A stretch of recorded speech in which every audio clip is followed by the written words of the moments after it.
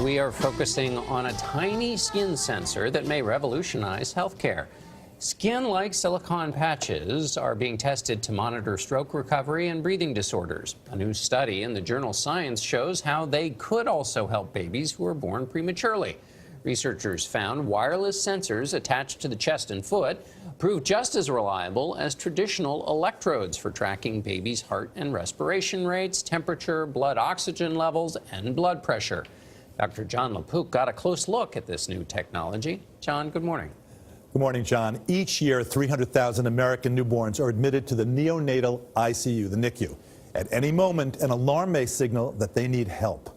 The new ultra-thin electronic patches could break preemies free of the wires that monitor them and safely allow them a less confined start to life.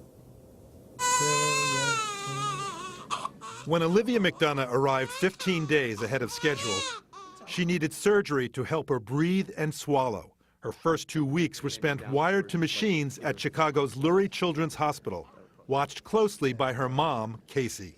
It's just a constant reminder that we're here and that she's maybe not yet a normal newborn baby. All these wires monitor a newborn's breathing and circulation and alert doctors to any sign of infection.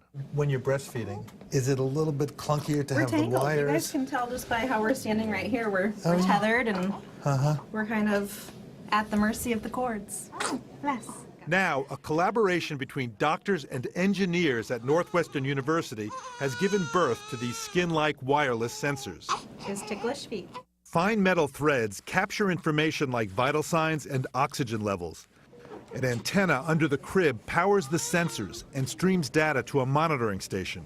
I'm personally very excited about the possibility of using engineering to improve human health. For more than a decade, John Rogers and his research team have been fine-tuning this sensor technology. Even though this looks like we might be in an ICU, we're in your lab, so you're able to figure out all the ins and outs. Yeah, it's really important to think about the full picture. We had a clear vision. This is where we wanted to end up. We couldn't be happier with the outcome. The sensors are gentle on fragile neonatal skin, which is 40 to 60% thinner than that of an adult.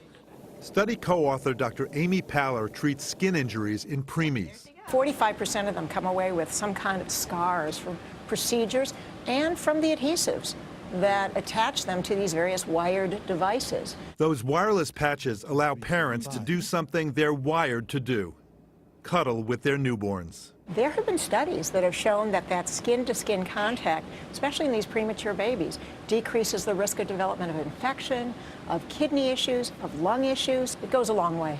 And cutting those cords would have one very practical advantage. Changing a diaper will be easier without all the cords.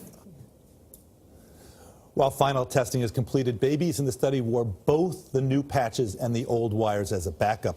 Doctors say it will be about 2 years before these sensors are in regular use.